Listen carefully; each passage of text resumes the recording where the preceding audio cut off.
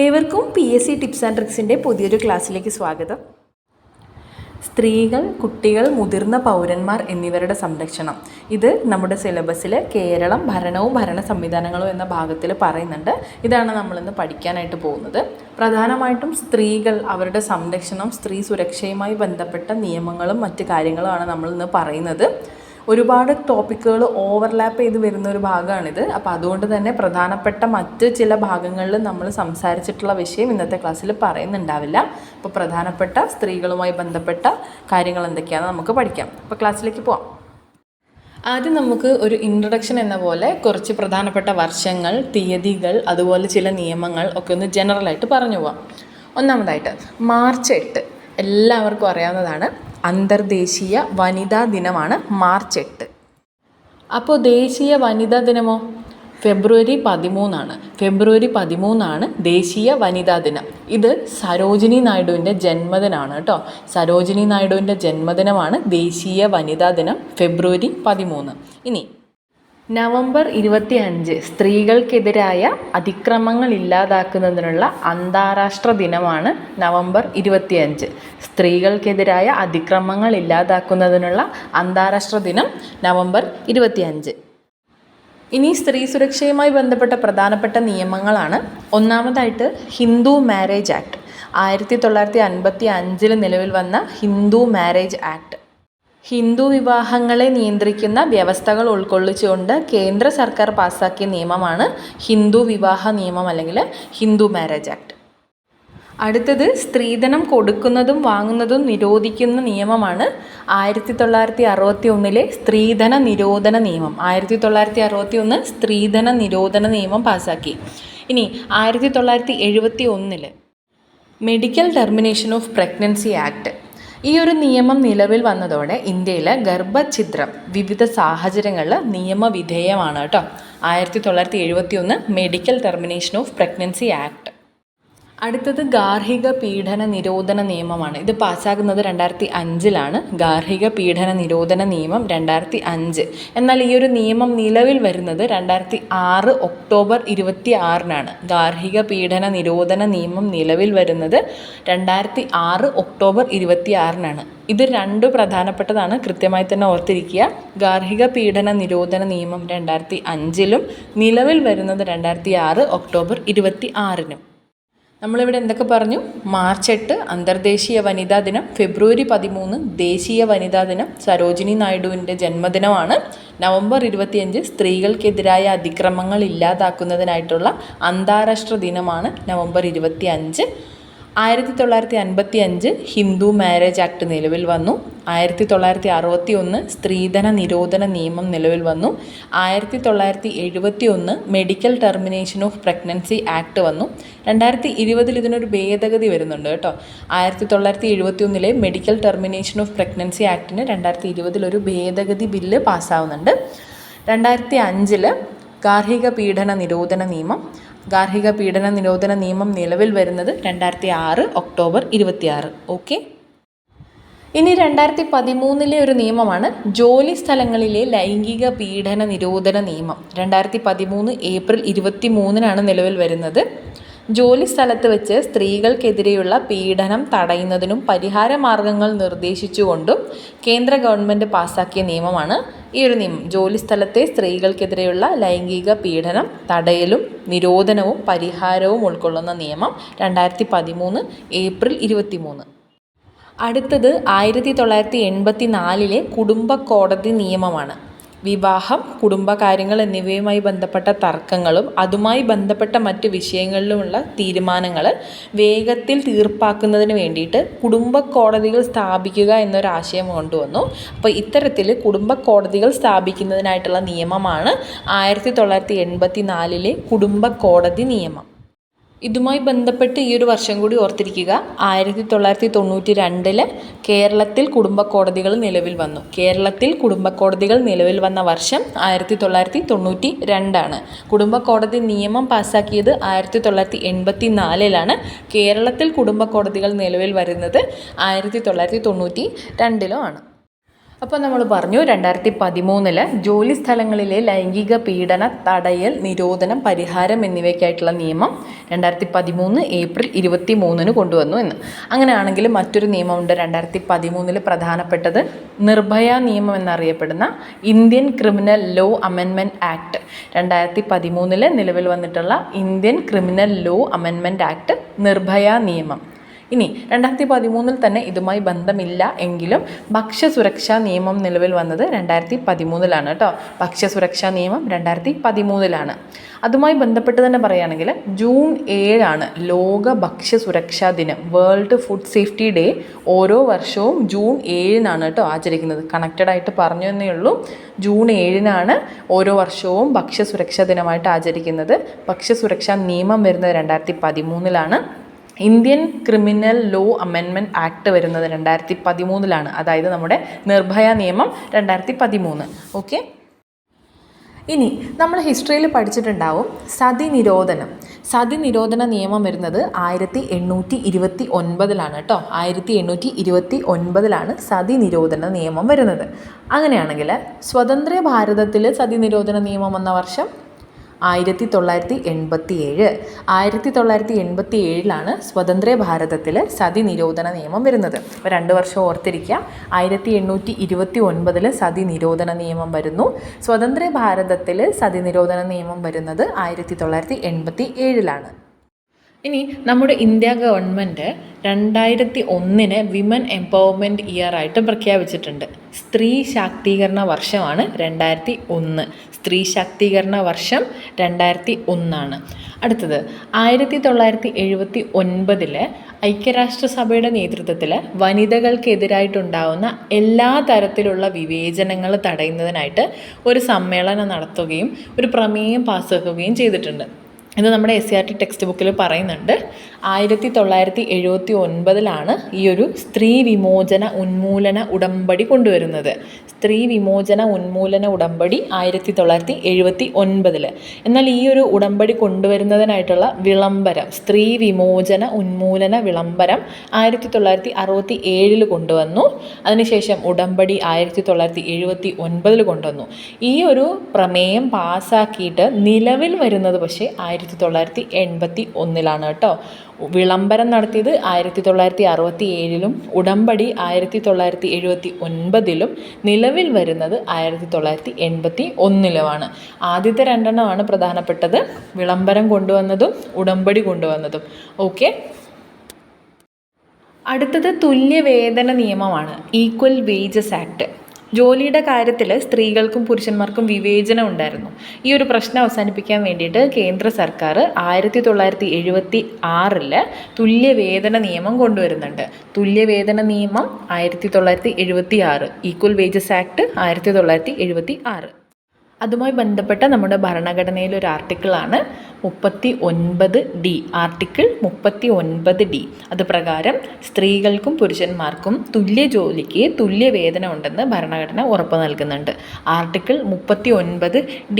അങ്ങനെയാണെങ്കിൽ സ്ത്രീകളെ ആദരിക്കുന്നത് മൗലിക കർത്തവ്യമാണെന്ന് പറയുന്നൊരു ഭരണഘടനാ വകുപ്പുണ്ട്. അതാണ് article 51A. Article 51A sub close E പ്രകാരം സ്ത്രീകളെ ആദരിക്കുന്നത് മൗലിക കർത്തവ്യമാണെന്ന് ഭരണഘടന പറയുന്നു. ഓക്കെ. അപ്പോൾ ഈ 2 ആർട്ടിക്കിളും കൂടെ ഇതിനോടൊപ്പം ചേർത്ത് തന്നെ ഓർത്തിരിക്കുക കേട്ടോ.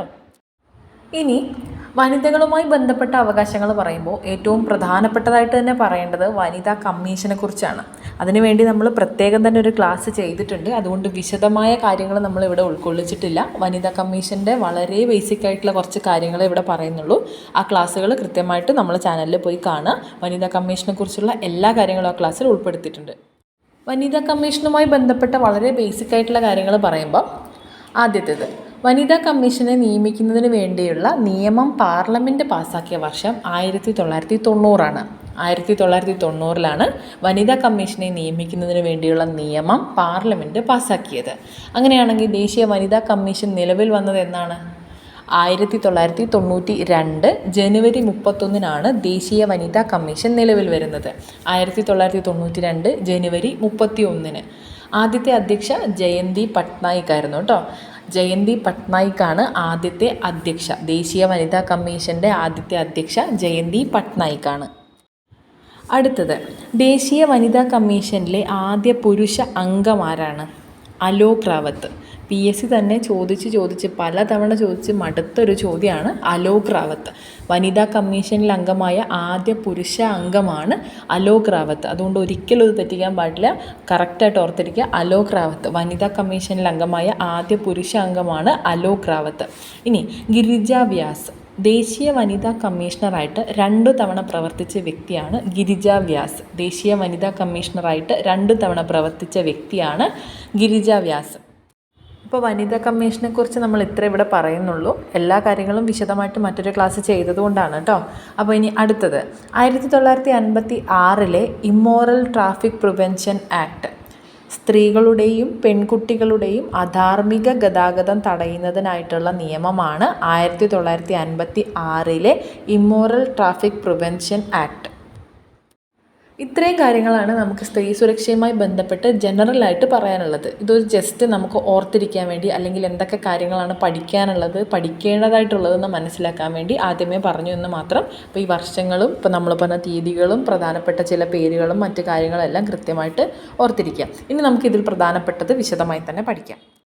ആദ്യമായിട്ട് സ്ത്രീധന നിരോധന നിയമം. സ്ത്രീധനം കൊടുക്കുന്നതും വാങ്ങുന്നതും നിരോധിക്കുന്ന നിയമമാണ് സ്ത്രീധന നിരോധന നിയമം. സ്ത്രീധന നിരോധന നിയമം നിലവിൽ വരുന്നത് 1961 ജൂലൈ 1-നാണ്. 1961 ജൂലൈ 1-നാണ് സ്ത്രീധന നിരോധന നിയമം നിലവിൽ വരുന്നത്. ജോയിൻറ്റ് സിറ്റിങ്ങിലൂടെ പാസാക്കിയ ആദ്യത്തെ നിയമമാണ് സ്ത്രീധന നിരോധന നിയമം. അതായത് ഇന്ത്യൻ പാർലമെൻറ്റ് ആദ്യത്തെ സംയുക്ത സമ്മേളനം ചേർന്നത് സ്ത്രീധന നിരോധന നിയമവുമായി ബന്ധപ്പെട്ടാണ്. സംയുക്ത സമ്മേളനം എന്ന് വെച്ചാൽ ജോയിൻറ്റ് സിറ്റിംഗ് ആണ്. ഇന്ത്യൻ പാർലമെൻറ്റ് ആദ്യമായിട്ട് സംയുക്ത സമ്മേളനം ചേർന്നത് സ്ത്രീധന നിരോധന നിയമവുമായി ബന്ധപ്പെട്ടാണ്. ഒരു പെൺകുട്ടി ഭർത്താവിൻ്റെ വീട്ടിൽ വെച്ച് അസാധാരണമായി 7 വർഷത്തിനുള്ളിൽ മരണപ്പെട്ടാൽ, ഓർത്തിരിക്കുക 7 വർഷത്തിനുള്ളിൽ മരണപ്പെട്ടാൽ സ്ത്രീധന മരണമായിട്ടാണത് കണക്കാക്കുക. ഇനി സ്ത്രീധനം ആവശ്യപ്പെട്ടാൽ ലഭിക്കുന്ന പരമാവധി ശിക്ഷ എത്രയാണ്? 2 വർഷം വരെ തടവും 10,000 രൂപ പിഴയുമാണ് കേട്ടോ. മിനിമം ശിക്ഷ 6 മാസം തടവാണ്. 6 മാസം മുതൽ 2 വർഷം വരെയുള്ള തടവും 10,000 രൂപ പിഴയുമാണ് സ്ത്രീധനം ആവശ്യപ്പെട്ടാൽ ലഭിക്കുന്ന പരമാവധി ശിക്ഷ.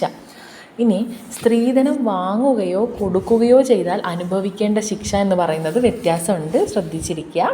സ്ത്രീധനം വാങ്ങുകയോ കൊടുക്കുകയോ ചെയ്താൽ 5 വർഷത്തിൽ കുറയാത്ത തടവും 15,000 രൂപ അല്ലെങ്കിൽ സ്ത്രീധന തുക ഏതാണോ വലുത് അത് പിഴയായിട്ട് അടയ്ക്കണം. അങ്ങനെയാണ് നിയമം. സ്ത്രീധനം ആവശ്യപ്പെട്ടാൽ 2 വർഷം വരെയുള്ള തടവും 10,000 രൂപ പിഴയും. എന്നാൽ സ്ത്രീധനം വാങ്ങുകയോ കൊടുക്കുകയോ ചെയ്താൽ അനുഭവിക്കേണ്ട ശിക്ഷ എന്ന് പറയുന്നത് 5 വർഷത്തിൽ കുറയാത്ത തടവും 15,000 രൂപ അല്ലെങ്കിൽ സ്ത്രീധന തുക ഏതാണോ വലുത് അത് പിഴയായിട്ട് അടയ്ക്കണം. ഓക്കെ, സ്ത്രീധന നിരോധന നിയമത്തിൽ എത്ര സെക്ഷൻസ് ഉണ്ട്? 10 സെക്ഷൻസ് ആണ് കേട്ടോ. സ്ത്രീധന നിരോധന നിയമത്തിൽ 10 സെക്ഷൻസ് അടങ്ങിയിട്ടുണ്ട്. സ്ത്രീധന നിരോധന നിയമപ്രകാരം കേസുകൾ ജാമ്യം ലഭിക്കാത്തതും ഔട്ട് ഓഫ് കോർട്ട് സെറ്റിൽമെൻറ്റ് സാധ്യമാകാത്തതുമാണ് കേട്ടോ. അതോടെ ഓർത്തിരിക്കുക, സ്ത്രീധന നിരോധന നിയമപ്രകാരം കേസുകൾ ജാമ്യം ലഭിക്കാത്തതും ഔട്ട് ഓഫ് കോർട്ട് സെറ്റിൽമെൻറ്റ് സാധ്യമാകാത്തതുമാണ്. ഓക്കെ, അപ്പോൾ നമ്മൾ എന്തൊക്കെ പറഞ്ഞു? സ്ത്രീധന നിരോധന നിയമം നിലവിൽ വരുന്നത് 1961 ജൂലൈ 1-നാണ്. ജോയിൻറ്റ് സിറ്റിങ്ങിലൂടെ പാസാക്കിയ ആദ്യ നിയമമാണ് സ്ത്രീധന നിരോധന നിയമം. ഒരു പെൺകുട്ടി ഭർത്താവിൻ്റെ വീട്ടിൽ വെച്ച് അസാധാരണമായ കാരണത്താൽ 7 വർഷത്തിനുള്ളിൽ മരണപ്പെട്ടാൽ സ്ത്രീധന മരണമായി അത് കണക്കാക്കുന്നു. ഇനി സ്ത്രീധനം ആവശ്യപ്പെട്ടാൽ ലഭിക്കുന്ന പരമാവധി ശിക്ഷ 2 വർഷം വരെ തടവും 10,000 രൂപ പിഴയുമാണ്. സ്ത്രീധനം വാങ്ങുകയോ കൊടുക്കുകയോ ചെയ്താലോ 5 വർഷത്തിൽ കുറയാത്ത തടവും 15,000 രൂപ അല്ലെങ്കിൽ സ്ത്രീധന തുക ഏതാണോ വലുത് അത് പിഴയായിട്ട് അടയ്ക്കണം. ഇനി സ്ത്രീധന നിരോധന നിയമത്തിൽ 10 സെക്ഷൻസാണ് അടങ്ങിയിട്ടുള്ളത്. സ്ത്രീധന നിരോധന നിയമപ്രകാരമുള്ള കേസുകൾ ജാമ്യം ലഭിക്കാത്തതും ഔട്ട് ഓഫ് കോർട്ട് സെറ്റിൽമെൻറ്റ് സാധ്യമാകാത്തതുമാണ്. ഓക്കെ, അടുത്തത് ഗാർഹിക പീഡന നിരോധന നിയമം. ഗാർഹിക പീഡനത്തിൽ നിന്നും സ്ത്രീകളെ സംരക്ഷിക്കുന്നതിനുള്ള നിയമമാണ്. അത് 2005 പാസ്സാക്കി. നിലവിൽ വരുന്നത് 2006 ഒക്ടോബർ 26 ഓക്കെ, പാസ്സാക്കിയത് 2005 ഗാർഹിക പീഡന നിരോധന നിയമം പാസ്സാക്കുന്നത് 2005 നിലവിൽ വരുന്നത് 2006 ഒക്ടോബർ 26 2 വർഷവും പ്രധാനപ്പെട്ടതാണ്. കൃത്യമായിട്ട് ഓർത്തിരിക്കുക, മാറിപ്പോകരുത്. അതുപോലെ ചോദ്യം വരുമ്പോൾ പാസ്സാക്കിയതാണോ നിലവിൽ വന്നതാണോ എന്ന് കൃത്യമായി നോക്കിയിട്ടേ മാർക്ക് ചെയ്യാവുള്ളൂ. ഓക്കെ. കുടുംബം എന്ന് പറയുന്നത് സ്ത്രീകൾക്ക് ഏറ്റവും സുരക്ഷിതമായിട്ടുള്ള ഇടം എന്നാണല്ലോ നമ്മളെ സങ്കല്പം. ഓക്കെ, അപ്പോൾ സ്ത്രീകൾ പക്ഷേ ഏറ്റവും അധികം കൊല ചെയ്യപ്പെടുന്നതും അതുപോലെ അതിക്രമങ്ങൾക്കിരയാവുന്നതും ഒക്കെ കുടുംബത്തിൽ തന്നെയാണ്. അപ്പോൾ അതിനെതിരായിട്ടാണ് നമ്മുടെ ഈ ഒരു നിയമം കൊണ്ടുവന്നിട്ടുള്ളത്. ഈ ഒരു നിയമത്തിൽ സ്ത്രീകൾ മാത്രമല്ല, ഈ ഒരു നിയമത്തിൻ്റെ പരിധിയിൽ സ്ത്രീകളും കുട്ടികളും ഉൾപ്പെടുന്നുണ്ട്. ഈ ഒരു നിയമത്തിൽ ഗാർഹിക പീഡന നിരോധന നിയമത്തിൻ്റെ പരിധിയിൽ സ്ത്രീകളും കുട്ടികളും ഉൾപ്പെടുന്നുണ്ട്. ഇതിൽ പറയുന്ന കുട്ടികളുടെ പ്രായം പോക്സോ ആക്റ്റിൽ പറയുന്നത് പോലെ തന്നെയാണ് 18 വയസ്സിന് താഴെയുള്ളവരെയാണ് ഗാർഹിക പീഡന നിരോധന നിയമപ്രകാരം കുട്ടിയായിട്ട് കണക്കാക്കുന്നത്. എന്താണ് ഗാർഹിക പീഡനം എന്ന് വിശദമായി തന്നെ ഈ നിയമം നിർവചിക്കുന്നുണ്ട്. ഈ ഒരു നിയമത്തിൻ്റെ 2-ാം വകുപ്പിൽ പരാതിക്കാരി, ഗാർഹിക ബന്ധം, എതിർ കക്ഷി, പങ്കുപാർത്ത വീട് എന്നിവയ്ക്കൊക്കെ കൃത്യമായിട്ടുള്ള നിർവചനം കൊടുത്തിട്ടുണ്ട്. ഇനി പരാതിക്കാരിക്ക് ലഭിക്കാവുന്ന ഈ ഒരു നിയമം വഴി ഗാർഹിക പീഡന നിരോധന നിയമപ്രകാരം പരാതിക്കാരിക്ക് ലഭിക്കുന്ന നിയമപരമായിട്ടുള്ള പരിഹാരങ്ങൾ ഏതൊക്കെയാണെന്ന് നോക്കുകയാണെങ്കിൽ വകുപ്പ് 18 പ്രകാരം സംരക്ഷണ ഉത്തരവും, വകുപ്പ് 19 താമസ സൗകര്യ ഉത്തരവ്, വകുപ്പ് 20 സാമ്പത്തിക പരിഹാരങ്ങൾ, വകുപ്പ് 21 പ്രകാരം കസ്റ്റഡി ഉത്തരവുകൾ, വകുപ്പ് 22 പ്രകാരം നഷ്ടപരിഹാര ഉത്തരവുകൾ. ഇത്രയും കാര്യങ്ങളാണ് ഈ ഒരു നിയമത്തിൻ്റെ പരിധിയിൽ വരുന്നത്. ഓക്കെ, ഇതെല്ലാം ഒന്നും കാണാതെ പഠിക്കണം എന്നൊന്നുമില്ല, മനസ്സിലാക്കി വയ്ക്കുക. ഇത് നമ്മൾ പഠിക്കുമ്പോൾ മനസ്സിലാക്കി വെക്കേണ്ടത് ഈ പേരുകൾ മാത്രമല്ല, ഈ ഓരോ വകുപ്പിനുള്ളിലുള്ള കാര്യങ്ങളും നമ്മൾ കൃത്യമായി തന്നെ മനസ്സിലാക്കി വെക്കണം. കാരണം ഓരോ വകുപ്പ് പ്രകാരം ഇതിനകത്ത് ചോദിച്ചിട്ടുള്ള കാര്യങ്ങൾ എന്താണെന്ന് സെൻറ്റൻസ് വൈസായിട്ട് PSC ചോദിച്ചിട്ടുണ്ട്. അപ്പോൾ ഓരോ വകുപ്പിലും എന്തൊക്കെയാണ് പറഞ്ഞിട്ടുള്ളതെന്നുള്ളത് തെറ്റിപ്പോവാതെ തന്നെ പഠിക്കണം. അപ്പോൾ ഈ 2 നിയമങ്ങളും വളരെ പ്രധാനപ്പെട്ടതായതുകൊണ്ട് തന്നെ, സുപ്രധാന നിയമങ്ങളിൽ പെടുന്നത് കൊണ്ട് തന്നെ നമ്മുടെ ചാനലിൽ വിശദമായിട്ട് 2 വീഡിയോകളായിട്ട് തന്നെ സ്ത്രീധന നിരോധന നിയമവും ഗാർഹിക പീഡന നിരോധന നിയമവും വളരെ വ്യക്തമായിട്ടും എല്ലാ വിവരങ്ങളും ഉൾക്കൊള്ളിച്ചുകൊണ്ട് നമ്മൾ ചെയ്തിട്ടുണ്ട്. അതുകൊണ്ട് ഈ ഒരു കാര്യം ഇപ്പോൾ നമ്മൾ പറഞ്ഞ വകുപ്പ് പ്രകാരമുള്ളൊരു ചോദ്യം നമുക്കൊരു ചോദ്യത്തിലൂടെ ചെയ്യാം. അപ്പോൾ അതെങ്ങനെയാണ് പഠിക്കേണ്ടതെന്ന് നിങ്ങൾക്ക് മനസ്സിലാവും. അതിന് മുന്നേയായിട്ട് നമുക്ക് 2 പോയിൻറ്റ്സ് കൂടെ പഠിക്കാം. ഈ ഒരു ഗാർഹിക പീഡന നിരോധന നിയമപ്രകാരം നിയമസഹായം നൽകുന്ന ഉദ്യോഗസ്ഥനെ പ്രൊട്ടക്ഷൻ ഓഫീസർ എന്നാണ് പറയുന്നത്. പ്രൊട്ടക്ഷൻ ഓഫീസർ, നിയമസഹായം നൽകുന്ന ഉദ്യോഗസ്ഥനാണ് പ്രൊട്ടക്ഷൻ ഓഫീസർ. അദ്ദേഹത്തിൻ്റെ കാലാവധി 3 വർഷമാണ് കേട്ടോ. 3 വർഷമാണ് പ്രൊട്ടക്ഷൻ ഓഫീസറുടെ കാലാവധി. ഇനി കേസ് കോടതി പരിഗണിച്ചാൽ ആ പരിഗണിക്കുന്ന ദിവസം മുതൽ 60 ദിവസത്തിനുള്ളിൽ പൂർത്തിയാക്കണമെന്ന് ഈ നിയമം അനുശാസിക്കുന്നുണ്ട്. കേസ് കോടതി പരിഗണിച്ചാൽ പരിഗണിക്കുന്ന ദിവസം മുതൽ 60 ദിവസത്തിനുള്ളിൽ അത് പൂർത്തിയാക്കണമെന്ന് നിയമത്തിൽ പറയുന്നു. ഓക്കെ, ഇനി ചോദ്യം നോക്കാം. ഇതാണ് നമ്മുടെ ചോദ്യം. കുറച്ച് വലുതാണ്, സ്റ്റേറ്റ്മെൻറ്റ് വൈസാണ്, പക്ഷെ വായിച്ച് മനസ്സിലാക്കുക. ഗാർഹിക പീഡനത്തിൽ നിന്നും സ്ത്രീകളെ സംരക്ഷിക്കുന്നതിനുള്ള നിയമം 2005 19-ാം വകുപ്പ് പ്രകാരം മജിസ്ട്രേറ്റ് പുറപ്പെടുവിക്കുന്ന താമസ ഉത്തരവ് പ്രകാരം ഏതൊക്കെ നിവൃത്തികളാണ് പരാതിക്കാരിക്ക് ലഭ്യമായിട്ടുള്ളത്? ഇതാണ് ചോദ്യം. ഓക്കെ, അപ്പോൾ അതിൽ 19-ാം വകുപ്പ് എടുത്തു ചോദിച്ചത് കണ്ടോ. അപ്പോൾ എല്ലാ വകുപ്പുകളും നമ്മളൊന്ന് അറിഞ്ഞിരിക്കുന്നത് നല്ലതാണ്. ഇനി ഓപ്ഷൻസ് വായിക്കാം. പരാതിക്കാരിക്ക് നിയമപരമായി അവകാശമില്ലെങ്കിലും എതിർകക്ഷിക്കൊപ്പം പങ്കുപാർത്ത വീട്ടിൽ നിന്നും ഒഴിപ്പിക്കുകയോ താമസിക്കുന്നത് ശല്യം ചെയ്യുകയോ ചെയ്യുന്നതിനെ വിലക്കിയുള്ള ഉത്തരവാണ് എന്ന് പറയുന്നുണ്ട്. രണ്ടാമത്തത്, പങ്കുപാർത്ത വീട് വിൽക്കുന്നതിനോ കൈമാറ്റം ചെയ്യുന്നതിനോ മറ്റേതെങ്കിലും വിധത്തിൽ അന്യാധീനപ്പെടുത്തുന്നതിനോ എതിർകക്ഷി ശ്രമിക്കുന്നതിനെ വിലക്കുവാനുള്ള ഉത്തരവ്. മൂന്നാമത്തെ ഓപ്ഷൻ, എതിർകക്ഷിയുടെ മാതാപിതാക്കളെ പങ്കുപാർത്ത വീട്ടിൽ നിന്നും പുറത്താക്കാനുള്ള ഉത്തരവ്. നാലാമത്തെ ഓപ്ഷൻ, എയും ബിയും മാത്രം. ഓക്കെ, ഈ ഒരു ചോദ്യത്തിന് ഉത്തരം കാണുന്നതിന് മുന്നേ ഒന്നും കൂടി ഓർമ്മിപ്പിക്കുകയാണ്, നമ്മൾ വിശദമായി തന്നെ സുപ്രധാന നിയമങ്ങളിൽ ഈ 2 നിയമങ്ങളും കൃത്യമായിട്ട് വീഡിയോ ചെയ്തിട്ട് ചാനലിൽ മാം ഇട്ടിട്ടുണ്ട്. അപ്പോൾ ആ വീഡിയോ കാണാത്തവർ പോയി അത് കാണുക. അതിൽ നിന്ന് നമുക്ക് കൃത്യമായി ഉത്തരം കണ്ടെത്താൻ പറ്റും. നമ്മൾ ഇന്നത്തെ വീഡിയോയിൽ അത്രയും പ്രധാനപ്പെട്ട പോയിൻറ്റ്സ് മാത്രമേ ഇൻക്ലൂഡ് ചെയ്തിട്ടുള്ളൂ കേട്ടോ.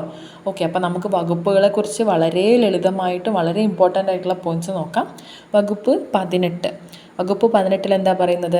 സംരക്ഷണ ഉത്തരവാണ്. സംരക്ഷണ ഉത്തരവ് പ്രഥമ ദൃഷ്ട്യാ ബോധ്യം വന്നിട്ടുള്ള കാര്യങ്ങളാണ് ഈ സംരക്ഷണ ഉത്തരവിൽ വരുന്നത് കേട്ടോ. ഗാർഹിക പീഡനം നടന്നുവെന്നും സംഭവിക്കാനുള്ള സാധ്യതയുണ്ടെന്നും ബോധ്യപ്പെടുമ്പോൾ മജിസ്ട്രേറ്റിന് സംരക്ഷണ ഉത്തരവുകൾ പുറപ്പെടുവിക്കാം. ഇതാണ് വകുപ്പ് 18 പറയുന്നത്. ഇനി ഈ ഒരു വകുപ്പ് പ്രകാരമുള്ള വിവിധ തരം ഉത്തരവുകളുണ്ട്. അത് ഏതൊക്കെയാണെന്ന് നോക്കാം.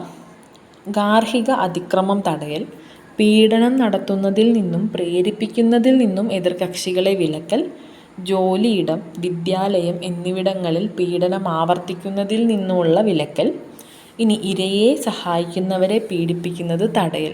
ഇത്രയും കാര്യങ്ങളും ഈ ഒരു 18-ാം വകുപ്പിന് കീഴിലാണ് വരുന്നത്. അതുകൂടാതെ ആശയവിനിമയം നടത്തുന്നതിൽ നിന്നുള്ള വിലക്കലും കൂടെ ഉണ്ട് കേട്ടോ. അതായത് നേരിട്ടോ തപാൽ വഴിയോ ഫോൺ മുഖേനയോ ഉള്ള ആശയവിനിമയം നടത്തുന്നതിൽ നിന്നുമുള്ള വിലക്കലും ഈ ഒരു 18-ാം വകുപ്പിൻ്റെ സംരക്ഷണ ഉത്തരവിന് കീഴിലായിട്ടാണ് വരുന്നത്. ഇനി വകുപ്പ് 19 താമസ സൗകര്യ ഉത്തരവ്. ഇവിടെ പരിരക്ഷയ്ക്ക് നിയമപരമായി അവകാശമുണ്ടെങ്കിലും ഇല്ലെങ്കിലും വീട്ടിൽ നിന്നും ഒഴിപ്പിക്കുകയോ ശല്യം ചെയ്യുകയോ ചെയ്യുന്നത് വിലക്കി മജിസ്ട്രേറ്റിന് ഉത്തരവിടാം. ഇതാണ് ഈ ഒരു നിയമപ്രകാരം അല്ലെങ്കിൽ ഈ ഒരു വകുപ്പ് പ്രകാരം മജിസ്ട്രേറ്റിൻ്റെ അധികാരം. ഇനി മറ്റുള്ളവർക്കുള്ള നിർദ്ദേശങ്ങൾ എന്തൊക്കെയാണ്? എതിർകക്ഷികളെ വീട്ടിൽ പ്രവേശിക്കരുതെന്നും വിൽക്കരുതെന്നും നിർദ്ദേശിക്കാം. എതിർകക്ഷികളെ വീട്ടിൽ പ്രവേശിക്കരുതെന്നും വിൽക്കരുതെന്നും നിർദ്ദേശിക്കാം. ഓക്കെ, ഇനി വിവിധങ്ങളായ മറ്റ് നിർദ്ദേശങ്ങളുണ്ട്. അതെന്തൊക്കെയാണെന്ന് നോക്കുകയാണെങ്കിൽ, ശരിയായ മറ്റ് താമസ സൗകര്യം ഏർപ്പെടുത്തി കൊടുക്കുക, സ്ത്രീധനം തിരികെ നൽകുക, ജാമ്യപത്രം സമർപ്പിക്കുക. ഇനി സ്ത്രീകൾക്കെതിരെ പാടില്ലാത്തത്, സ്ത്രീകളായ എതിർകക്ഷികൾക്കെതിരെ ഈ വകുപ്പ് പ്രകാരം ഉത്തരവ് പുറപ്പെടുവിക്കരുത്. അങ്ങനൊരു നിയമമുണ്ട് കേട്ടോ. ഇനി പോലീസ് സ്റ്റേഷൻ നിർദ്ദേശപ്രകാരമോ സംരക്ഷണ ഉത്തരവുകൾ നടപ്പാക്കുന്നത് പോലീസ് സ്റ്റേഷൻ പ്രകാരമാണ്. ഓക്കെ, വകുപ്പ് 20 സാമ്പത്തിക നഷ്ടപരിഹാരം. ഇതിൽ മജിസ്ട്രേറ്റിൻ്റെ അധികാരം എന്ന് പറയുന്നത് പരാതി പരിഗണിക്കുമ്പോൾ മാസച്ചെലവ്, നഷ്ടപരിഹാരം എന്നിവ നൽകാനായിട്ട് മജിസ്ട്രേറ്റിന് നിർദ്ദേശിക്കാൻ പറ്റും. ഇനി ഈ ചെലവുകൾ എന്തൊക്കെയാണ്? വരുമാന നഷ്ടം, ചികിത്സാ ചെലവ്, വസ്തു നശിപ്പിക്കൽ, സംരക്ഷണ ചെലവ്, ഇതൊക്കെയാണ് ഈ ഒരു ചെലവിൻ്റെ കണക്കിൽ പെടുത്തുന്നത്. ഇനി ഈ കിട്ടുന്ന തുക അത് ജീവിത നിലവാരത്തിന് അനുയോജ്യമായിരിക്കുന്ന ഒരു തുകയായിരിക്കണം. ഓക്കെ, ഈ ഒരു തുക ഒറ്റത്തവണയായിട്ടോ മാസത്തിൽ തവണകളായിട്ടോ സംരക്ഷണ ചെലവെന്ന രീതിയിൽ കൊടുക്കാവുന്നതാണ്. അതാണ് സാമ്പത്തിക പരിഹാരം എന്നതിൽ വകുപ്പ് 20 പറയുന്നത്. ഇനി വകുപ്പ് 21 കസ്റ്റഡി ഉത്തരവ്. അത് പ്രകാരം കുട്ടികളുടെ താൽക്കാലിക സംരക്ഷണം ഹർജിക്കാരിക്കാണ് കിട്ടുന്നത്. അതുകൂടാതെ കുട്ടികളെ കാണാനുള്ള അനുവാദം എതിർകക്ഷികൾക്കും ഉണ്ട്. അതാണ് വകുപ്പ് 21 കസ്റ്റഡി ഉത്തരവ് പ്രകാരം പറയുന്നത്. അടുത്തത് വകുപ്പ് 22 നഷ്ടപരിഹാര ഉത്തരവ്. മാനസിക വൈകാരിക അതിക്രമത്തിനുള്ള നഷ്ടപരിഹാരമാണ് ഈ ഒരു വകുപ്പ് വഴി പറയുന്നത്. പ്രഥമ ദൃഷ്ട്യാ ബോധ്യം ഉണ്ടെങ്കിൽ താൽക്കാലിക ഉത്തരവ് നിർദ്ദേശിക്കാവുന്നതാണ്. 18-ാം വകുപ്പ് പ്രകാരമുള്ള സംരക്ഷണ ഉത്തരവ് ഒഴിവാകുന്നത് വരെയാണ് ഈ ഒരു നിയമം പ്രാബല്യത്തിൽ ഉണ്ടാവുക. ഓക്കെ, അപ്പോൾ നമ്മൾ വളരെ പ്രധാനപ്പെട്ട വകുപ്പുകളെല്ലാം തന്നെ പെട്ടെന്ന് നോക്കിക്കഴിഞ്ഞു. ഇനി ഈ ഒരു ചോദ്യത്തിന് ഉത്തരം കണ്ടെത്താൻ പറ്റുന്നുണ്ടോ നോക്കിക്കേ. എന്താണ് ഇതിൻ്റെ ഉത്തരം? ഇതിൻ്റെ ഉത്തരം ഡി ഓപ്ഷനാണ്, എയും ബിയും മാത്രം. ഓക്കെ, ഗാർഹിക പീഡനത്തിൽ നിന്നും സ്ത്രീകളെ സംരക്ഷിക്കുന്നതിനുള്ള നിയമം 2005 പ്രകാരം 19-ാം വകുപ്പിൽ മജിസ്ട്രേറ്റ് പുറപ്പെടുവിക്കുന്ന താമസ ഉത്തരവ് പ്രകാരം ഏതൊക്കെ നിവൃത്തികളാണ് പരാതിക്കാരിക്ക് ലഭ്യമായിട്ടുള്ളത് എന്ന ചോദ്യത്തിൻ്റെ ഉത്തരം, പരാതിക്കാരിക്ക് നിയമപരമായി അവകാശം ഇല്ലെങ്കിലും എതിർകക്ഷിക്കൊപ്പം പങ്കുപാർത്ത വീട്ടിൽ നിന്നും ഒഴിപ്പിക്കുകയോ താമസിക്കുന്നത് ശല്യം ചെയ്യുകയോ ചെയ്യുന്നതിനെ വിലക്കിയുള്ള ഉത്തരവ്. 2, പങ്കുപാർത്ത വീട് വിൽക്കുന്നതിനോ കൈമാറ്റം ചെയ്യുന്നതിനോ മറ്റേതെങ്കിലും വിധത്തിൽ അന്യാധീനപ്പെടുത്തുന്നതിനോ എതിർകക്ഷി ശ്രമിക്കുന്നതിനെ വിലക്കാനുള്ള ഉത്തരവ്. ഇത് രണ്ടുമാണ് 19-ാം വകുപ്പ് പ്രകാരം പറയുന്നത്. എതിർകക്ഷിയുടെ മാതാപിതാക്കളെ പങ്കുപാർത്ത വീട്ടിൽ നിന്നും പുറത്താക്കാനുള്ള ഉത്തരവ് നമ്മൾ പഠിച്ചിട്ടില്ല. അപ്പോൾ അതല്ല അതിൻ്റെ ഉത്തരമായിട്ട് വരുന്നത്. ഓപ്ഷൻ ഡി ആണ്, എയും ബിയും മാത്രം. ഓക്കെ, അപ്പോൾ ഇങ്ങനെയാണ് വകുപ്പുകളിൽ നിന്ന് ചോദ്യം ചോദിച്ചിട്ടുള്ളത്. അപ്പോൾ ഇത് കൃത്യമായി തന്നെ മനസ്സിലാക്കി വെക്കുക. പഠിക്കുക, കാണാതെ പഠിക്കുക എന്ന് പറയുന്നില്ല, മനസ്സിലാക്കി വെക്കുക. തെറ്റേതാണെന്ന് ഒന്ന് നോക്കി കണ്ടുപിടിക്കാനുള്ള ഒരു അറിവ് ഉണ്ടാക്കിയെടുക്കുക. അടുത്തത് ജോലി സ്ഥലത്തെ സ്ത്രീകൾക്കെതിരായുള്ള ലൈംഗിക പീഡനം തടയലും നിരോധനവും പരിഹാരവും നിയമം 2013. ജോലി സ്ഥലത്ത് സ്ത്രീകൾക്കെതിരെയുള്ള പീഡനം തടയുന്നതിനും പരിഹാര മാർഗങ്ങൾ നിർദ്ദേശിച്ചുകൊണ്ടും കേന്ദ്ര ഗവൺമെൻറ് പാസ്സാക്കിയ നിയമമാണ് ജോലി സ്ഥലത്തെ സ്ത്രീകൾക്കെതിരായുള്ള ലൈംഗിക പീഡന തടയലും നിരോധനവും പരിഹാരവുമായിട്ടുള്ള നിയമം 2013. ഇന്ത്യൻ ഭരണഘടനയിലെ ആർട്ടിക്കിൾ 14, 15, 21 പ്രകാരവും 1989 UN പാസ്സാക്കിയ സ്ത്രീകൾക്ക് നേരെയുള്ള വിവേചന ഉന്മൂലന ഉടമ്പടി നമ്മൾ നേരത്തെ പറഞ്ഞില്ലേ, അത് പ്രകാരവും 1997 Vishakha versus state of Rajasthan കേസിൽ സുപ്രീം കോടതിയുടെ മാർഗനിർദ്ദേശ പ്രകാരവും ചേർത്താണ് ഈ ഒരു സ്ത്രീകൾക്കെതിരെ ഉണ്ടാവുന്ന പീഡനങ്ങൾ തടയുക എന്ന ലക്ഷ്യത്തോടെ നമ്മുടെ ഇന്ത്യൻ പാർലമെൻറ്റ് ജോലി സ്ഥലങ്ങളിലെ ലൈംഗിക പീഡന നിരോധന നിയമമാക്കി പ്രാബല്യത്തിൽ 2013 കൊണ്ടുവരുന്നത്. ഓക്കെ, അപ്പോൾ നമുക്കിവിടെ Vishakha versus state of Rajasthan എന്ന് പറയുന്ന ഒരു കേസ് പഠിക്കാനുണ്ട്. ഈ ഒരു നിയമം പഠിക്കുന്നതിന് മുന്നേ ആദ്യം നമുക്ക് അത് നോക്കാം. വിശാഖ കേസ് അല്ലെങ്കിൽ Vishakha and others versus state of Rajasthan and others 1997 കേസാണ്. വളരെ പ്രധാനപ്പെട്ട ഒരു വിധിയാണ് ഈ ഒരു കേസുമായി ബന്ധപ്പെട്ട് വന്നിട്ടുള്ളത്. ഈ ഒരു പേര് കേൾക്കുമ്പോൾ തന്നെ അത് ജോലി സ്ഥലങ്ങളിലെ ലൈംഗിക പീഡന നിരോധന നിയമവുമായിട്ട് ബന്ധപ്പെട്ടതാണെന്ന് ആലോചിച്ച് വെക്കുക കേട്ടോ. ജോലി സ്ഥലത്തെ ലൈംഗിക അതിക്രമങ്ങളുടെ പ്രശ്നമാണ് ഈ കേസിൽ പ്രധാനമായിട്ടും പരാമർശിച്ചിട്ടുള്ളത്. ഇത് പ്രകാരം ജോലി സ്ഥലത്തെ ലൈംഗിക അതിക്രമം എന്ന് പറയുന്നത് ആർട്ടിക്കിൾ 14, 19, 21 പ്രകാരം മൗലിക അവകാശങ്ങളുടെ ഗുരുതരമായ ലംഘനമാണെന്ന് നമ്മുടെ കോടതി പ്രസ്താവിക്കുന്നുണ്ട്. ജോലി സ്ഥലത്തെ ലൈംഗിക അതിക്രമം തടയുന്നതിന് വേണ്ടിയിട്ട് ഈ ഒരു കേസ് പ്രകാരം വിശാഖ മാർഗനിർദ്ദേശങ്ങൾ എന്നറിയപ്പെടുന്ന ഒരു കൂട്ടം മാർഗനിർദ്ദേശങ്ങളും കോടതി പുറപ്പെടുവിക്കുന്നുണ്ട്. ഓക്കെ, അപ്പോൾ ഈ ഒരു കേസ് ജോലി സ്ഥലങ്ങളിലെ ലൈംഗിക പീഡന നിരോധന നിയമവുമായി ബന്ധപ്പെട്ടതാണ് എന്ന് ആലോചിച്ച് വയ്ക്കുക. ജോലി സ്ഥലത്തെ ലൈംഗിക അതിക്രമങ്ങളുടെ പ്രശ്നമാണ് പ്രധാനമായിട്ടും ഈ ഒരു കേസിൽ പറയുന്നത്. ഇനി ഈ ഒരു നിയമപ്രകാരം ഇന്ന് ഇന്ത്യയിലെ എല്ലാ ജോലി സ്ഥലങ്ങളും എല്ലാ സ്ത്രീകൾക്കും ലൈംഗിക പീഡനങ്ങളിൽ നിന്ന് മുക്തവും സുരക്ഷിതവുമായ തൊഴിലന്തരീക്ഷം പ്രദാനം ചെയ്യണമെന്ന് നിർബന്ധമാക്കിയിട്ടുണ്ട് കേട്ടോ. നമ്മളിപ്പോൾ പറഞ്ഞ Vishakha versus state of Rajasthan കേസിൻ്റെ വിധിയിൽ പ്രകാരം സുപ്രീം കോടതിയുടെ നിർവചനത്തിന് അനുസൃതമായിട്ട് ജോലി സ്ഥലത്തെ ലൈംഗിക അതിക്രമം തടയൽ നിയമത്തിൽ ലൈംഗിക പീഡനം എന്താണെന്ന് നിർവചിച്ചിട്ടുണ്ട്.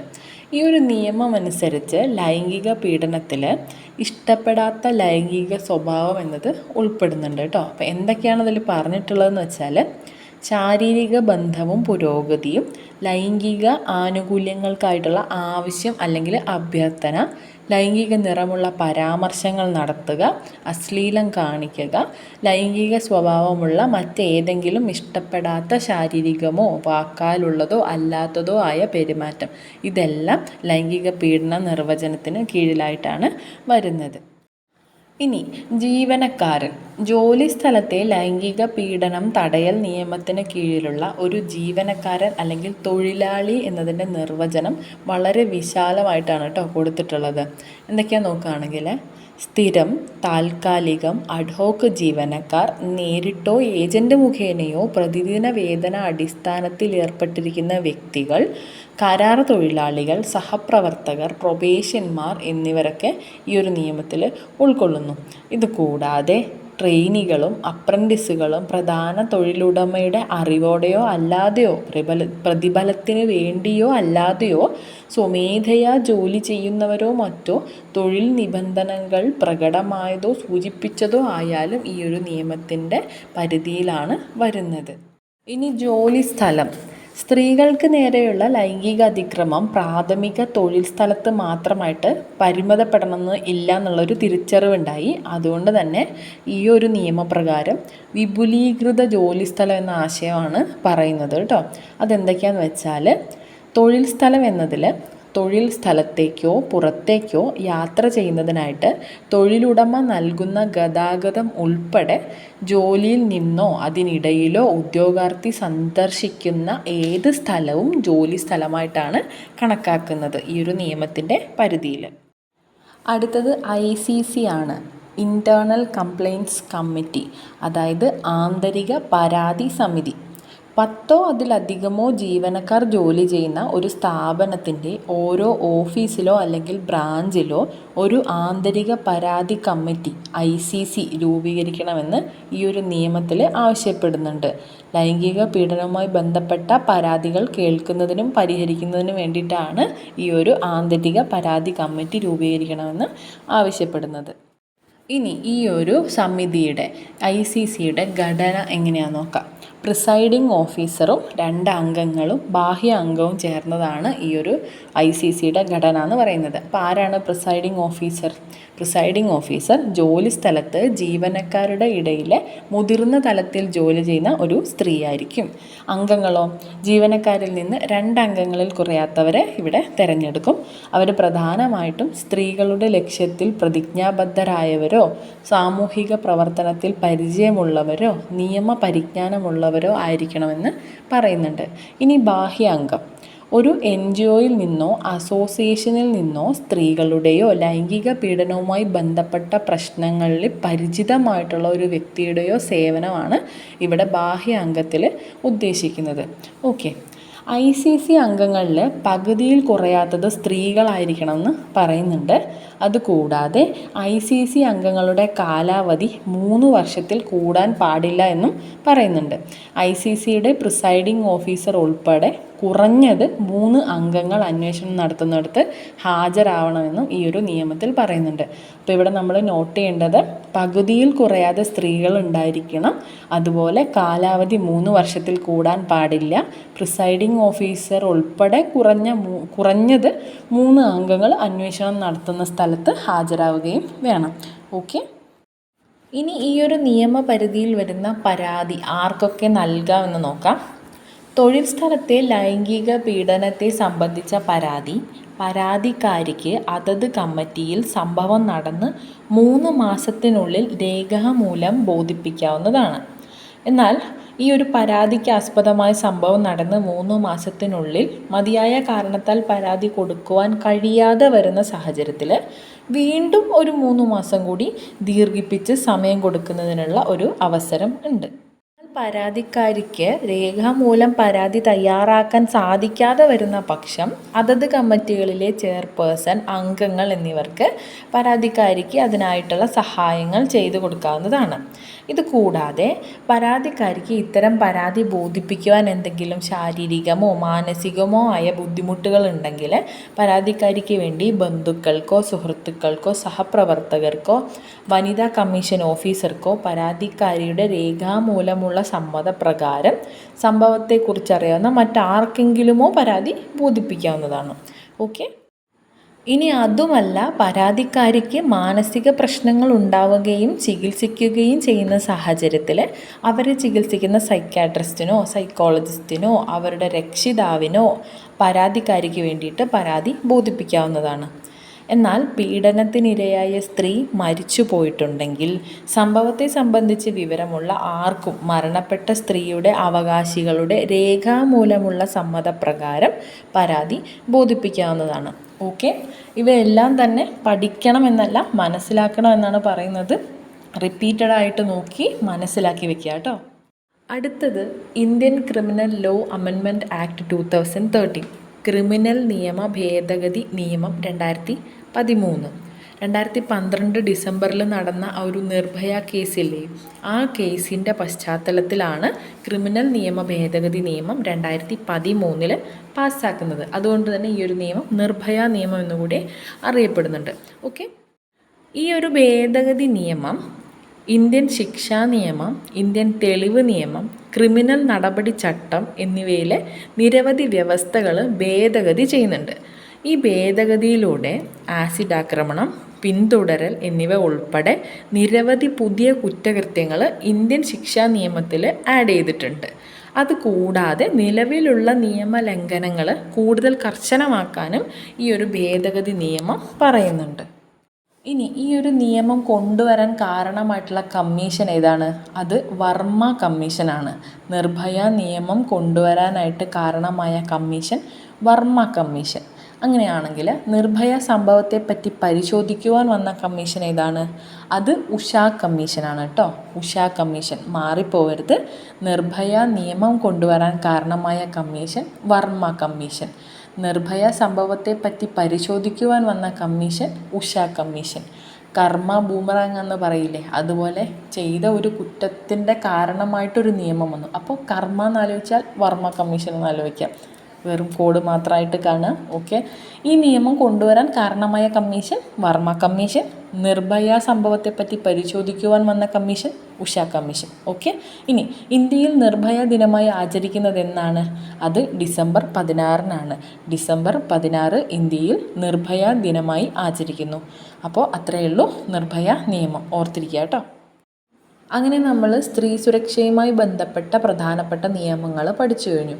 ഇനി നമുക്ക് മറ്റു ചില പദ്ധതികൾ നോക്കാം. ഒന്നാമതായിട്ട് കുടുംബശ്രീ. സർക്കാർ നിയോഗിച്ച ടാസ്ക് ഫോഴ്സിൻ്റെ ശുപാർശകൾ പാലിച്ചുകൊണ്ട് ദാരിദ്ര്യം തുടച്ചു നീക്കാനും സ്ത്രീകളെ ശാക്തീകരിക്കാനും ലക്ഷ്യമിട്ടുകൊണ്ട് 1997 കേരളത്തിൽ കുടുംബശ്രീ സ്ഥാപിച്ചു. അപ്പോൾ കേരളത്തിൽ എന്നാണ് കുടുംബശ്രീ വന്നത്? 1997. ഇതിൻ്റെ ഒരു പ്രവർത്തന ദൗത്യം എങ്ങനെയാണ് വർക്ക് ചെയ്യുന്നത് നോക്കാം. ത്രിതല ഘടനയാണ് കേട്ടോ. കുടുംബശ്രീയുടെ പ്രവർത്തനം ത്രിതല ഘടനയിലാണ് പ്രവർത്തിക്കുന്നത്. ഒന്നാമതായിട്ട് പ്രാഥമിക തലത്തിലെ അയൽപക്ക ഗ്രൂപ്പുകളാണ്. രണ്ടാമതായിട്ട് വാർഡ് തലത്തിൽ അത് ഏരിയ വികസന സൊസൈറ്റികളും കമ്മ്യൂണിറ്റി ഡെവലപ്മെൻറ്റ് സൊസൈറ്റീസുമാണ്. അങ്ങനെ 3 എണ്ണമാണ് ത്രിതല ഘടന. ഓക്കെ, ഇനി ഈ ഒരു ഘടന സ്വയം സഹായ സംഘങ്ങളുടെ ഒരു വലിയ ശൃംഖലയ്ക്കാണ് രൂപം നൽകുന്നത്. ഈ ഒരു 3 ത്രിതല ഘടന ഒരു സ്വയം സഹായ സംഘങ്ങളുടെ ഒരു വലിയ ശൃംഖലയ്ക്ക് രൂപം നൽകുന്നു. ഓക്കെ, അപ്പോൾ എന്താണ് ഈ ഒരു കുടുംബശ്രീയുടെ ലക്ഷ്യമായിട്ട് പറയുന്നത്? തദ്ദേശ സ്വയംഭരണ സ്ഥാപനങ്ങളുടെ സജീവ പങ്കാളിത്തത്തോടെ 10 വർഷത്തിനുള്ളിൽ സമ്പൂർണ്ണ ദാരിദ്ര്യം ഇല്ലാതാക്കുക എന്നതാണ് കുടുംബശ്രീയുടെ ലക്ഷ്യം. സമ്പൂർണ്ണ ദാരിദ്ര്യ നിർമ്മാർജ്ജനമാണ് കുടുംബശ്രീയുടെ ലക്ഷ്യം. ഓക്കെ, ഇത് സ്ത്രീകളെ ശാക്തീകരിക്കുകയും തൊഴിലവസരങ്ങൾ സൃഷ്ടിക്കുകയും ദാരിദ്ര്യം ലഘൂകരിക്കുകയും വിവിധ സാമൂഹിക സംരംഭങ്ങൾക്ക് തുടക്കമിടുകയും ചെയ്ത ഒരു പദ്ധതിയാണ്. ക്ലിയർ ആണല്ലോ? ദാരിദ്ര്യ നിർമ്മാർജ്ജനം ലക്ഷ്യമിട്ടുകൊണ്ട് 1998 സംസ്ഥാന തദ്ദേശ സ്വയംഭരണ വകുപ്പ് ആവിഷ്കരിച്ച സംവിധാനമാണ് കുടുംബശ്രീ. സംസ്ഥാന ദാരിദ്ര്യ നിർമ്മാർജ്ജന മിഷനാണ് ഈ ഒരു പ്രൊജക്റ്റ് നടത്തുന്നത്. നബാർഡിൻ്റെ സഹായത്തോടെ കേരള സർക്കാർ ഈ ഒരു പ്രൊജക്റ്റിന് രൂപം നൽകുകയും ചെയ്തു. എന്നാണ്? 1998 മെയ് 17-നാണ്. 1998 മെയ് 17-നാണ് കുടുംബശ്രീ എന്ന പ്രൊജക്റ്റിന് രൂപം നൽകുന്നത്. മലപ്പുറത്ത് വെച്ച് കേട്ടോ, മലപ്പുറം ജില്ലയിൽ വെച്ച് ബഹുമാനപ്പെട്ട മുൻ പ്രധാനമന്ത്രി ശ്രീ അടൽ ബിഹാരി വാജ്പേയി ആണ് ഈ ഒരു പ്രൊജക്റ്റിൻ്റെ ഉദ്ഘാടനം നിർവഹിക്കുന്നത്. അപ്പോൾ നമ്മളിവിടെ ഓർത്തിരിക്കുക, 1998 മെയ് 17 മലപ്പുറം ജില്ലയിൽ വെച്ച് അടൽ ബിഹാരി വാജ്പേയി. ഇതിങ്ങനെ തന്നെ ചോദിച്ചിട്ടുണ്ട് കേട്ടോ, 1998 മെയ് 17 എന്ന്. അതുപോലെ കുടുംബശ്രീ ദിനം എന്നാണ്? മെയ് 17. ഇതൊക്കെ ആവർത്തിച്ച് ചോദിക്കുന്ന ചോദ്യങ്ങളാണ് 1998 മെയ് 17. ഓക്കെ, നമ്മൾ ഇതുവരെ പറഞ്ഞതിൽ 2 വർഷങ്ങൾ പറഞ്ഞു. ഒന്ന് ചേർത്ത് പറയാം. കുടുംബശ്രീ പദ്ധതി സ്ഥാപിതമായത് 1997 ദാരിദ്ര്യ നിർമ്മാർജ്ജനം ലക്ഷ്യമാക്കിക്കൊണ്ട് അടൽ ബിഹാരി വാജ്പേയി കുടുംബശ്രീ ഉദ്ഘാടനം ചെയ്തത് 1998 മെയ് 17 കേട്ടോ. മാറിപ്പോവരുതേ, ചോദിച്ചിട്ടുണ്ട്. ഇനി കുടുംബശ്രീയുമായി ബന്ധപ്പെട്ട ചില ചോദ്യങ്ങളും അവയുടെ ഉത്തരങ്ങളും നമുക്ക് പഠിക്കാം. കുടുംബശ്രീ ആരംഭിച്ചത് എവിടെയാണ്? മലപ്പുറത്താണ്. ഉദ്ഘാടനം ചെയ്തത് AB വാജ്പേയി. കുടുംബശ്രീ ഉദ്ഘാടനം ചെയ്തത് മലപ്പുറത്താണ്. അത് ഉദ്ഘാടനം ചെയ്തത് AB വാജ്പേയി ആണ്. ഇനി കുടുംബശ്രീ ആരംഭിച്ചത് ഏത് പഞ്ചവത്സര പദ്ധതിയിലാണെന്ന് ചിലപ്പോൾ ചോദിച്ചേക്കാം. 9ാം പഞ്ചവത്സര പദ്ധതിയാണ് കേട്ടോ. കുടുംബശ്രീ ആരംഭിച്ചത് 9ാം പഞ്ചവത്സര പദ്ധതിയിലാണ്. കുടുംബശ്രീയുടെ അടിസ്ഥാന യൂണിറ്റ് അയൽക്കൂട്ടമാണ്. കുടുംബശ്രീയുടെ ലക്ഷ്യം എന്ന് പറയുന്നത് സ്വയം സഹായ സംഘങ്ങളിലൂടെ സ്ത്രീ ശാക്തീകരണം എന്നതാണ്. ഇതിനായിട്ട്, അതായത് കേരളത്തിലെ സ്ത്രീകളുടെ ശാക്തീകരണവും സമൂഹത്തിലെ തുല്യതയും ലക്ഷ്യമാക്കിക്കൊണ്ട് കുടുംബശ്രീ ആരംഭിച്ച ഒരു പ്രത്യേക പദ്ധതിയാണ് സ്ത്രീപക്ഷ നവകേരളം. സ്ത്രീപക്ഷ നവകേരളം കുടുംബശ്രീ പ്രകാരമുള്ള പദ്ധതിയാണ്. കേരളത്തിലെ സ്ത്രീകളുടെ ശാക്തീകരണവും സമൂഹത്തിലെ തുല്യതയും ലക്ഷ്യമാക്കിക്കൊണ്ട് ആരംഭിച്ച കുടുംബശ്രീയുടെ പദ്ധതിയാണ് സ്ത്രീപക്ഷ നവകേരളം. ഇനി നമ്മൾ നേരത്തെ എന്താ പറഞ്ഞത്? കുടുംബശ്രീയുടെ അടിസ്ഥാന യൂണിറ്റ് അയൽക്കൂട്ടമാണ്. അത് പിന്നെ നമുക്കറിയാവുന്നൊരു പോയിൻ്റാണ്. പിന്നെ കുടുംബശ്രീ ആരംഭിച്ചത് ഏത് പഞ്ചവത്സര പദ്ധതിയിലാണ്? 9ാമത്തെ പഞ്ചവത്സര പദ്ധതിയിലാണ്. ഓക്കെ. അടുത്തൊരു പദ്ധതിയാണ് രംഗശ്രീ. കുടുംബശ്രീ പുതുതായി രൂപീകരിച്ച ഒരു സാംസ്കാരിക വിഭാഗമാണ് രംഗശ്രീ എന്ന് പറയുന്നത്. സാംസ്കാരികവും സാമൂഹികവുമായിട്ടുള്ള രംഗകലകളിലെ സ്ത്രീകളുടെ സ്വാധീനം വർദ്ധിപ്പിക്കുക എന്ന ലക്ഷ്യത്തോടെ ആരംഭിച്ചതാണ് ഈ ഒരു രംഗശ്രീ പദ്ധതി. അടുത്തത് കുടുംബശ്രീ വനിതകൾക്ക് പെയിൻറ്റിംഗ്, വർണ്ണശേഖരണം, റോഡ് മാർക്കിംഗ് തുടങ്ങിയ പ്രവർത്തനങ്ങളിൽ പരിശീലനം നൽകുകയും അവരെ ഈ ഒരു മേഖലയിൽ പ്രവർത്തിക്കാൻ പ്രാപ്തരാക്കുകയും ചെയ്യുന്നതിനായിട്ടുള്ള ഒരു പദ്ധതിയാണ്. അത് വരയുടെ പെൺമയാണ്. ആ പദ്ധതിയുടെ പേര് വരയുടെ പെൺമ. ഈ ഒരു പേരിൽ നിന്ന് തന്നെ കണക്ട് ചെയ്യുക അല്ലേ? പെയിൻറ്റിംഗ്, വർണ്ണശേഖരണം, റോഡ് മാർക്കിംഗ് തുടങ്ങിയ പ്രവർത്തനങ്ങളാണ് വരയുടെ പെൺമ എന്ന പദ്ധതിക്ക് കീഴിൽ വരുന്നത്. അടുത്തത് പ്രധാനമന്ത്രി മാതൃത്വ വന്ദന യോജന. 19 വയസ്സും അതിൽ കൂടുതലുമുള്ള ഗർഭിണികൾക്കും മുലയൂട്ടുന്ന സ്ത്രീകൾക്കുമായിട്ട് അവരുടെ ആദ്യത്തെ 2 പ്രസവങ്ങൾക്കായി ദേശീയ സർക്കാർ സ്പോൺസർ ചെയ്യുന്ന പദ്ധതിയാണ് പ്രധാനമന്ത്രി മാതൃത്വ വന്ദന യോജന. ഓക്കെ. ഈ ഒരു പ്രോഗ്രാമിൽ 2019 ഒക്ടോബറിലാണ് ഈ ഒരു പ്രോഗ്രാം ആരംഭിക്കുന്നത്. ഈ ഒരു പ്രോഗ്രാം പ്രകാരം സ്വീകർത്താക്കളുടെ അല്ലെങ്കിൽ ഗുണഭോക്താക്കളുടെ നല്ല ആരോഗ്യവും പോഷകാഹാരവും ഉറപ്പുവരുത്തുന്നതിന് വേണ്ടിയിട്ട് ധനസഹായവും നൽകുന്നുണ്ട് കേട്ടോ. ധനസഹായവും നൽകുന്നൊരു പദ്ധതിയാണ് പ്രധാനമന്ത്രി മാതൃത്വ വന്ദന യോജന. അടുത്തത് രാഷ്ട്രീയ മഹിളാ കോഷ്. രാഷ്ട്രീയ മഹിളാ കോഷ് സ്ത്രീകൾക്കായുള്ള ദേശീയ ക്രെഡിറ്റ് ഫണ്ടാണ് കേട്ടോ. സ്ത്രീകൾക്കായുള്ള ദേശീയ ക്രെഡിറ്റ് ഫണ്ടാണ് രാഷ്ട്രീയ മഹിളാ കോഷ്. 1993 ഇന്ത്യ ഗവൺമെൻറ് സ്ഥാപിച്ചതാണ് ഈ ഒരു ദേശീയ ക്രെഡിറ്റ് ഫണ്ട്. താഴ്ന്ന വരുമാനക്കാരായ സ്ത്രീകളെ ചെറുകിട ബിസിനസ്സുകൾ ആരംഭിക്കുന്നതിന് വായ്പ നൽകി സഹായിക്കുക എന്ന ലക്ഷ്യത്തിലാണ് രാഷ്ട്രീയ മഹിളാ കോഷ് നിലവിൽ വരുന്നത്. ഓക്കെ. ഇനി പ്രധാനമന്ത്രി ഉജ്ജ്വല യോജന. ഈ ഒരു പദ്ധതി പ്രകാരം BPL കുടുംബങ്ങൾക്ക് ഓരോ LPG കണക്ഷനും 1600 രൂപ സാമ്പത്തിക സഹായവും നൽകുന്നുണ്ട്. ഇത് സ്ത്രീകളെ ശാക്തീകരിക്കുകയും അവരുടെ ആരോഗ്യം സംരക്ഷിക്കുകയും ചെയ്യുക എന്നൊരു ലക്ഷ്യത്തോടു കൂടി നിലവിൽ വന്നൊരു യോജനയാണ് പ്രധാനമന്ത്രി ഉജ്ജ്വല യോജന. ഓക്കെ. അപ്പോൾ ഇത്രയും കാര്യങ്ങൾ ഓർത്തിരിക്കുക. ഇനി നമുക്ക് കുറച്ച് ചോദ്യങ്ങൾ ചെയ്യാം. കുടുംബശ്രീയെക്കുറിച്ചുള്ള ചോദ്യമാണ് ആദ്യത്തേത്. ദാരിദ്ര്യ നിർമ്മാർജ്ജനം ലക്ഷ്യമാക്കി പ്രധാനമന്ത്രി അടൽ ബിഹാരി വാജ്പേയി കുടുംബശ്രീ ഉദ്ഘാടനം ചെയ്തത് എന്ന്? ഓപ്ഷൻസ് നോക്കിക്കേ. ഉത്തരം കിട്ടിക്കാണുമെന്ന് വിശ്വസിക്കുന്നു. ഓപ്ഷൻ A 1998 മെയ് 17 കണ്ടോ, ഇങ്ങനെ കറക്റ്റായിട്ട് അത് ടു ദി പോയിൻ്റ് ചോദിക്കുന്നുണ്ട്. കൃത്യമായിട്ട് പഠിച്ചിരിക്കണേ. 1998 മെയ് 17. അടുത്ത ചോദ്യം. കുടുംബശ്രീയെ സംബന്ധിച്ച് താഴെ പറയുന്ന പ്രസ്താവനകളിൽ ഏത് അല്ലെങ്കിൽ ഏതൊക്കെയാണ് ശരി? ഓപ്ഷൻ 1 1997 കുടുംബശ്രീ സ്ഥാപിതമായത്. ഓപ്ഷൻ 2 സ്ത്രീകൾക്കായി കുടുംബശ്രീക്ക് ത്രിതല NHGS, ADS ആൻഡ് CDS സജ്ജീകരണമുണ്ട്. ഓപ്ഷൻ 3 കേരള സർക്കാരിൻ്റെ സംസ്ഥാന ദാരിദ്ര്യ നിർമ്മാർജ്ജന മിഷൻ നടപ്പിലാക്കുന്ന ദാരിദ്ര്യ നിർമ്മാർജ്ജന സ്ത്രീ ശാക്തീകരണ പരിപാടിയാണ് കുടുംബശ്രീ. എന്താണ് ഇതിൻ്റെ ഉത്തരം? ഓപ്ഷൻ A എന്ന് പറയുന്നത് മുകളിലുള്ളവയെല്ലാം. Option B only 2 and 3. Option C only 1 and 2. Option D only 2. ഇതിപ്പോൾ കണ്ടപ്പോൾ കൺഫ്യൂഷനായോ അല്ല ക്ലിയർ ആയോ? 1997 കുടുംബശ്രീ സ്ഥാപിതമായതെന്ന് നമ്മൾ നേരത്തെ പറഞ്ഞു. ഉദ്ഘാടനം ചെയ്തതാണ് 1998 മെയ് 17 എന്ന് നമ്മൾ പറഞ്ഞതാണ്. അപ്പോൾ എന്താണ് ഇവിടുത്തെ ഉത്തരം? മറ്റ് രണ്ടും നമുക്ക് കൃത്യമായിട്ട് മനസ്സിലായിട്ടുണ്ടാവുമല്ലോ അല്ലേ? ഓക്കെ, അപ്പോൾ എന്താണ് ഇവിടുത്തെ ഉത്തരം വരുന്നത്? ഓപ്ഷൻ എ, മുകളിലുള്ളവയെല്ലാമാണ് കേട്ടോ. ഓക്കെ, അപ്പോൾ അത് ക്ലിയർ ആയല്ലോ. അടുത്ത ചോദ്യം നോക്കാം. ഇതും കുടുംബശ്രീയുമായി ബന്ധപ്പെട്ട ചോദ്യം തന്നെയാണ്. ചോദ്യം: കുടുംബശ്രീകളിൽ നിന്നും തിരഞ്ഞെടുക്കപ്പെടുന്ന വനിതകൾക്ക് രംഗകലകളിൽ പരിശീലനം നൽകുന്ന പദ്ധതിയുടെ പേരെന്താണ്? ഓപ്ഷൻസ് നോക്കാം. വരയുടെ പെൺമ, രംഗശ്രീ, സ്ത്രീപക്ഷ നവകേരളം, മീനയുടെ ലോകം. ഇതിൽ 3 ഓപ്ഷൻസും നമ്മൾ പറഞ്ഞിരുന്നല്ലേ. വരയുടെ പെൺമ, രംഗശ്രീ, സ്ത്രീപക്ഷ നവകേരളം. മീനയുടെ ലോകവും കുടുംബശ്രീയുമായി ബന്ധപ്പെട്ട് തന്നെയുള്ളൊരു പദ്ധതിയാണ്. പക്ഷേ ഇവിടെ നമ്മൾ ഉത്തരം എന്താണ് വരുന്നത്? നമ്മൾ കൃത്യമായി പറഞ്ഞതാണ്, വനിതകൾക്ക് രംഗകലകളിൽ പരിശീലനം നൽകുന്ന കുടുംബശ്രീയുടെ പദ്ധതിയുടെ പേര് രംഗശ്രീ എന്ന് തന്നെയാണ്. അത് പേരിൽ നിന്ന് തന്നെ കണക്ട് ചെയ്യുക അല്ലേ. അപ്പോൾ ഇങ്ങനെ ചോദ്യങ്ങളിൽ നിന്നും നമുക്ക് പഠിക്കാം കേട്ടോ.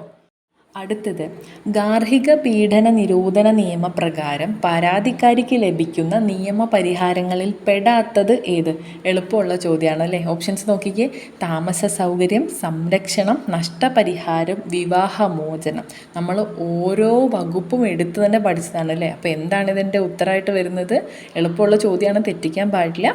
ഓപ്ഷൻ ഡി, വിവാഹമോചനമാണ്. ഈ ഒരു സ്പീഡിൽ ചോദ്യം ചെയ്ത് വരാൻ പറ്റുന്നില്ലേ? എളുപ്പമുള്ള ചോദ്യങ്ങളല്ലേ നമ്മൾ നോക്കിയത്. അടുത്തത് കുറച്ച് വലിയ ചോദ്യമാണ്. ഒന്ന് സമയമെടുത്ത് വായിച്ചാൽ മതി, ഉത്തരം കിട്ടും. എളുപ്പമുള്ളതാണ്, ഇതൊക്കെ നമ്മൾ പഠിച്ചതുമാണ്. അപ്പോൾ ചോദ്യം നോക്കാം. ജോലി സ്ഥലത്ത് സ്ത്രീകൾക്കെതിരായ ലൈംഗിക പീഡനം തടയൽ, നിരോധനം, പരിഹാരം എന്നിവയ്ക്കുള്ള നിയമം 2013 സംബന്ധിച്ച് താഴെ പറയുന്നവയിൽ ഏതാണ് ശരി? ഓപ്ഷൻസ് നോക്കാം. കുറച്ച് വലുതാണെന്ന് കരുതി വിട്ട് കളയരുത്.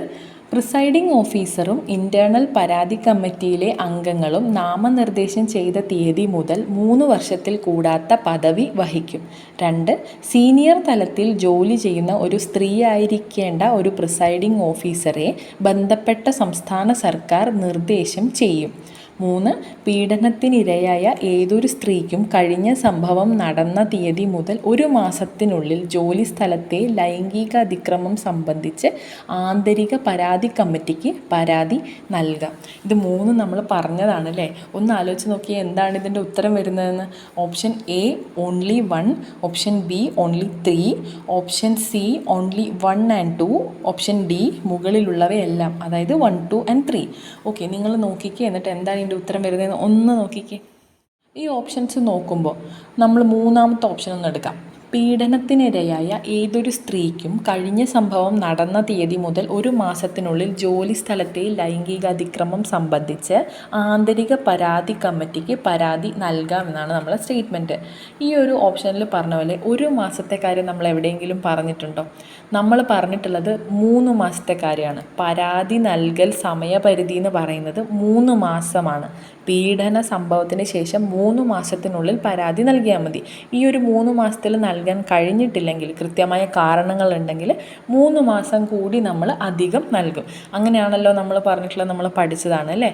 ഓക്കെ, അപ്പോൾ എന്താണ് ആ ഒരു ഓപ്ഷൻ തെറ്റാണ്. അപ്പോൾ നമുക്ക് 2 ഓപ്ഷൻസ് പോയി കിട്ടി. ഓപ്ഷൻ ഡിയും നമുക്ക് ക്യാൻസലായി. ഇനിയുള്ളത് option A only 1, option C only 1 and 2 ആണ്. അപ്പോൾ 1 ഉണ്ടെന്ന് നമുക്ക് ഉറപ്പായല്ലോ, അത് നമ്മൾ പഠിച്ചതുമാണ്. പ്രിസൈഡിംഗ് ഓഫീസറും അംഗങ്ങളും 3 വർഷത്തിൽ കൂടാത്ത പദവി വഹിക്കുമെന്ന്. അപ്പോൾ അത് ഉള്ളതാണ്. അപ്പോൾ 1ാമത്തെ കിട്ടി. 2ാമത്തെ ഓപ്ഷൻ സീനിയർ തലത്തിൽ ജോലി ചെയ്യുന്ന ഒരു സ്ത്രീ ആയിരിക്കേണ്ട ഒരു പ്രിസൈഡിംഗ് ഓഫീസറെ ബന്ധപ്പെട്ട സംസ്ഥാന സർക്കാർ നാമനിർദ്ദേശം ചെയ്യുമെന്ന് നമ്മൾ ഓപ്ഷനിൽ കണ്ടു. ഓക്കെ, അങ്ങനെയാണോ നമ്മൾ പഠിച്ചത്? നമ്മൾ എന്താണ് പഠിച്ചത്? പ്രിസൈഡിംഗ് ഓഫീസറെ നാമനിർദ്ദേശം ചെയ്യുന്നതായിട്ട് നമ്മൾ എവിടെയും പഠിച്ചിട്ടില്ല. പ്രിസൈഡിംഗ് ഓഫീസർ എന്നാൽ ജീവനക്കാരുടെ ഇടയിൽ ഉയർന്ന തലത്തിൽ ജോലി ചെയ്യുന്ന മുതിർന്ന സ്ത്രീയെയാണ് പ്രിസൈഡിംഗ് ഓഫീസറായിട്ട് കണക്കാക്കുന്നതെന്നാണ് നമ്മൾ പറഞ്ഞത്. അപ്പോൾ എന്താണ് ഇവിടുത്തെ ഉത്തരമായിട്ട് വരുന്നത്? ഇപ്പോൾ ഓപ്ഷൻസ് 2ഉം 3ഉം പോയിട്ടുണ്ട്. അങ്ങനെയാണെന്നുണ്ടെങ്കിൽ എന്താണ് ഇവിടുത്തെ ഉത്തരമായിട്ട് വരുന്നത്? ഓപ്ഷൻ എ ഓൺലി 1 ആണ് കേട്ടോ. ഒന്ന് ശ്രദ്ധിച്ചു കഴിഞ്ഞാൽ നമുക്ക് ഉത്തരമൊക്കെ ചെയ്യാൻ പറ്റുന്നതാണ്. വലിയ ചോദ്യം എന്ന് കരുതി വിട്ട് കളയരുത്, എളുപ്പമുള്ള ചോദ്യങ്ങളാണ്. ഓക്കെ, ഒന്ന് ശ്രദ്ധിച്ച് വായിക്കണമെന്നേ ഉള്ളൂ. അപ്പോൾ ഇത്രയേ ഉള്ളൂ നമ്മൾ ഇന്നത്തെ ക്ലാസ്. ഒന്ന് ശ്രദ്ധിക്കണമെന്നേ ഉള്ളൂ. എല്ലാം വളരെ സിമ്പിളായിട്ടുള്ള കാര്യങ്ങളാണ്. ഒന്ന് റിപ്പീറ്റഡ് റീഡിങ് നടത്തി കഴിഞ്ഞാൽ പെട്ടെന്ന് പഠിക്കാവുന്ന ടോപ്പിക് തന്നെയാണിത്. പിന്നെ ഒരുപാട് ഓവർലാപ്പിംഗ് വരുന്നതുകൊണ്ട് നമ്മൾ പലയിടങ്ങളിലായിട്ട് ഇത് പഠിച്ചിട്ടുണ്ടാവും. അപ്പോൾ എക്സാം അടുത്തതുകൊണ്ട് തന്നെ നേരത്തെ പറഞ്ഞതാണ്, ചോദ്യപേപ്പർ ഓറിയൻറ്റഡ് ആയിട്ട് തന്നെ പഠനം മുന്നോട്ട് കൊണ്ടുപോകാം കേട്ടോ. അപ്പോൾ എല്ലാവർക്കും താങ്ക് യു സോ മച്ച്.